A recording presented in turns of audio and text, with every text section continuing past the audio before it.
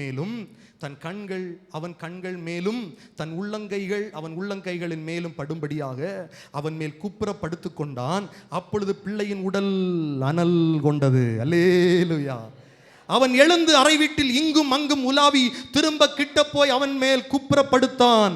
அப்பொழுது அந்த பிள்ளை 7 தரம் தும்மி தன் கண்களை திறந்தான். கையை உயர்த்தி சொல்லுங்கள், அல்லேலூயா, அல்லேலூயா, ஹல்லேலூயா.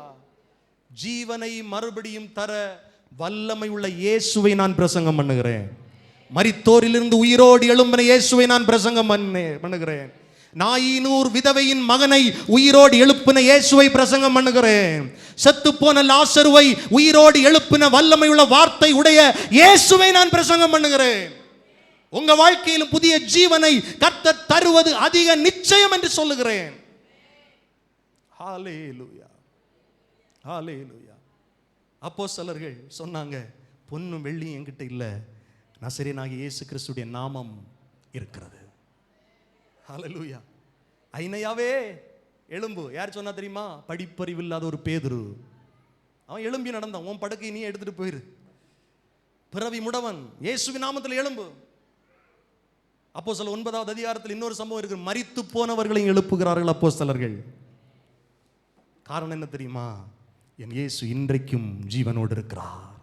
அவருடைய வல்லமை இன்றைக்கும் குறைந்து போகவில்லை. உங்க வாழ்க்கையில் அற்புதம் செய்வார். சூனேமியாளுக்கு அற்புதம் செய்தவர், அந்த பிள்ளையை உயிரோடு எழுப்பினவர், இன்றைக்கு நம்ம வாழ்க்கையில் அற்புதத்தை செய்து அவருடைய நாமத்தை மகிமைப்படுத்துவார் என்று நம்புகிறவர்கள் நல்ல கையை தட்டி கர்த்தரை மகிமைப்படுத்துங்கள். அப்பொழுது அவன் கேயாசியை கூப்பிட்டு அந்த சூனேமியாளை அழைத்து கொண்டு வா என்றான். அழைத்து கொண்டு வா என்றான். அழைத்து கொண்டு வந்தான். அவன் அவளிடத்தில் வந்தபோது அவன், உன் குமாரனை எடுத்துக்கொண்டு போ என்றான். அப்பொழுது அவள் உள்ளே போய் அவன் பாதத்தில் விழுந்து தரை மட்டும் பணிந்து தன் குமாரனை எடுத்துக்கொண்டு வெளியே போனாள். அல்லேலூயா, அல்லேலூயா.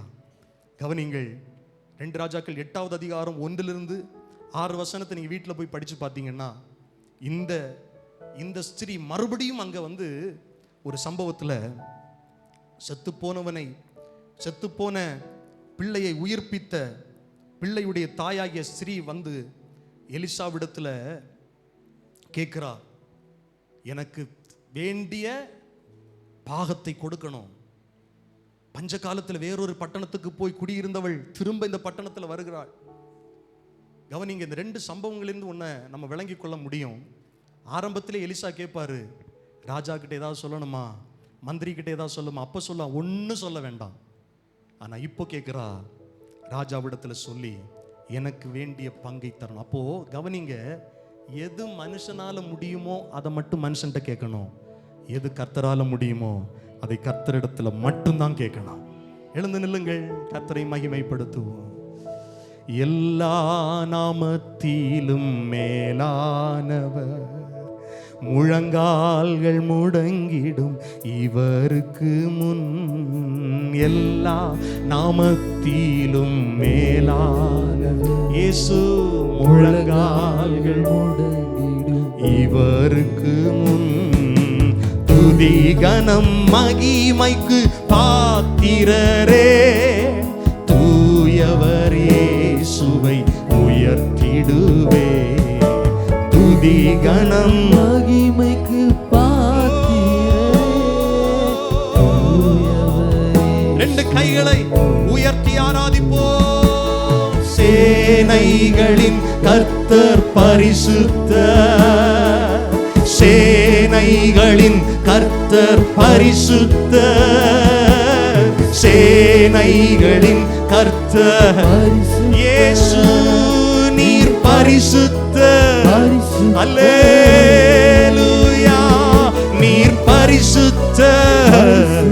ஓ ஜீசஸ், நீர் பரிசுத்தர். நல்ல கையை தட்டி மனதார வாயை திறந்து சொல்லுங்கள் பார்க்கலாம். ஹல்லேலூயா, ஆமென். எத்தனை பேர் நம்புறீங்க? என் வாழ்க்கையும் உயிர் பெறும், என்னுடைய வாழ்க்கையும் ஜீவன் பெறும், புதிய ஆரம்பம் உண்டாகும், ஹalleluya. நன்றி அப்பா, நன்றி அப்பா, நன்றி அப்பா. நல்ல கையை தட்டி ஜெபம் பண்ணுங்க, வாயை திறந்து ஜெபம் பண்ணுங்க. ஆமென். சுனேமியாளுக்கு மாத்திரமல்ல, அவரை விசுவாசிக்கிற ஒவ்வொருவருக்கும் கர்த்தர் செய்ய முடியும். அவரை உறுதியாய் பற்றி கொள்ளுகிறவர்கள், அவரை உண்மையாய் தேடுகிறவர்கள், அவரை தேடி ஓடுகிற உங்க வாழ்க்கையில கர்த்தர் நன்மையை செய்ய முடியும். உங்க வாழ்க்கையில கர்த்தர் அற்புதத்தை செய்ய முடியும். நான் பிரசங்கிக்கிற இயேசு, நீங்கள் ஆராதிக்கிற இயேசு இன்றைக்கும் ஜீவனோடு இருக்கிறார். செத்து போன காரியங்களை மறுபடியும் உயிர் பெற செய்ய இயேசுவால் முடியும் என்று நம்புகிறவர்கள் கைகளை தட்டி கர்த்தரை மகிமைப்படுத்துங்கள். ஹalleluya. இந்த தொழிலை, இந்த வேலையை, இந்த பிள்ளையை, இந்த கணவனை, இந்த மனைவியை, இந்த குடும்பத்தை கர்த்தர் எனக்கு கொடுத்திருப்பது உண்மை என்று சொன்னால் இன்றைக்கு இருக்கிற குறைவை மாற்றவும் அவரால் முடியும். ஆமென். சுனேமியாளுக்கு அந்த விசுவாசம் இருந்தது. இந்த பிள்ளையை கர்த்தர் கொடுத்தது உண்மை என்ன, திரும்பவும் உயிரை தரவும் அவரால் முடியும். திரும்பவும் உயிரோடு எழுப்ப அவரால் முடியும். என் இயேசுவால் கூடாத காரியம் ஒன்றுமில்லை என்று சொல்லுகிறவர்கள் நல்ல கையை தட்டி இயேசுவை மகிமைப்படுத்துவோம். ஹalleluya, ஹalleluya. எல்லாரும் கண்கள் மூடப்பட்டிருக்கட்டும். நாம் ஜெபம் பண்ணுவோம். பரிசுத்தம் இரக்கம் நிறைந்த எங்கள் பரலோக பிதாவே, வானத்தையும் பூமியும் உண்டாக்கின சர்வ வல்லமை உள்ள தேவனே, நாங்கள் உம்மை ஆராதிக்கிறோம் ஆண்டவரே.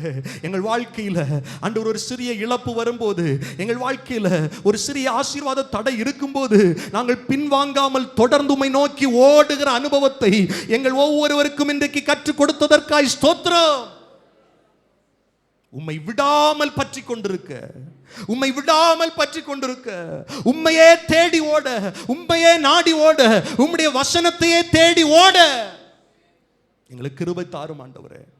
அதே போல பொய்யான தீர்க்க தரிசனங்கள், கள்ள தீர்க்க தரிசனங்களுக்கு எங்கள் செவிகளை சாய்க்காமல், கட்டு கதைகளுக்கு எங்கள் செவிகளை சாய்க்காமல் கர்த்தருடைய வார்த்தைக்கு முக்கியத்துவம் கொடுத்து ஓட எங்களுக்கு கிருபை தாரும் ஆண்டவரே.